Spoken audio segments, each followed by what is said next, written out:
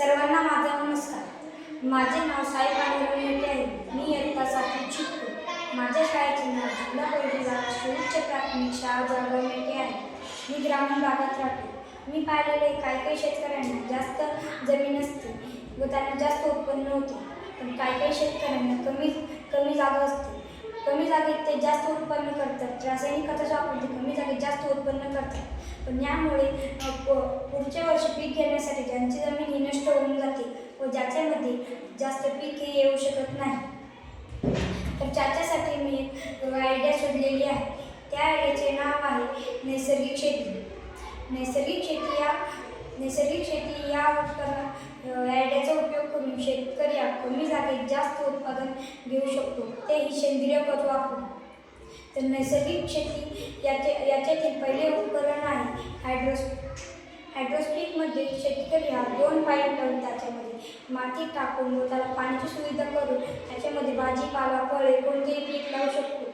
यामुळे शेतकऱ्याचे पीक हे जास्त वाढेल व त्याला सेंद्रिय खत टाकून त्याला भुसभुशीत ठेवेल. त्याच्यानंतर दुसरे उपकरण आहे बॉटल फार्मिंग. बॉटल फार्मिंगमध्ये शेतकरी एखाद्या छोट्याशा हौदामध्ये किंवा पाण्याच्या सुविधेमध्ये थोडी मटकी, भाजीपाला, फळे, मेथी कोणतेही पीक टाकून त्याला वाढवू शकतो. बॉटल फार्मिंग करण्यासाठी फक्त पाण्याची गरज असते व त्याला सेंद्रिय खताची पण गरज लागत नाही. त्याची वाढ होते. त्याच्यानंतर तिसरे उपकरण आहे व्हर्टिकल फार्मिंग. व्हर्टिकल फार्मिंग हे एक सेंद्रिय उपकरण आहे, ज्यामध्ये शेतकरी सेंद्रिय खताचा वापर करून पीक घेऊ शकतो. त्याला फक्त करण्यासाठी माती, पाणी आणि सेंद्रिय खत याचा उपयोग लागतो.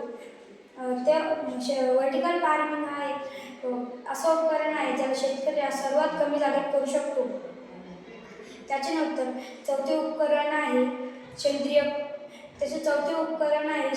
खत. सेंद्रिय खत म्हणजे शेणखत इत्यादी खते.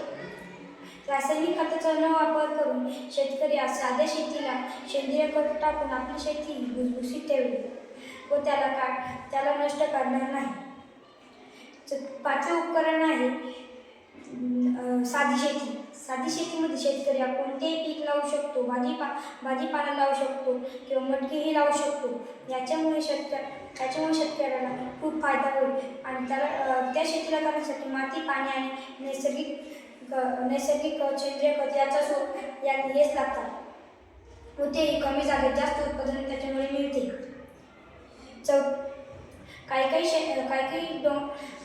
काही डोंगर भागातील शेती असते.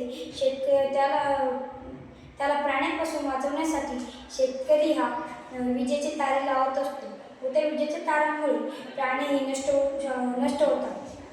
आपण पाहिलेलं आहे की डोंगर भागामध्ये सर्व काही लोकांनी तारे लावलेले आहेत, पण तारेमुळे प्राणीही नष्ट होतात, पाखरेही नष्ट होतात. त्याच्यासाठी मी एक धूर टँक बनवलेली आहे. त्याच्यामुळे शेतकरी प्राणीही नष्टही होणार नाही आणि शेतकऱ्याच्या पिकाला कोणतीही हानी होणार नाही. या सर्व उपकरणांचा वापर करून शेतकरी कमी जागेत जास्त उत्पादन घेऊ शकतो आणि त्याला करण्यासाठी फक्त सेंद्रिय खत लागेल. सेंद्रिय खतामुळे त्याची जमीन ही भुसभुशीत राहील आणि त्याने जर रासायनिक खत वापरले त्याची जमीन ही नष्ट होऊन जाईल. धन्यवाद.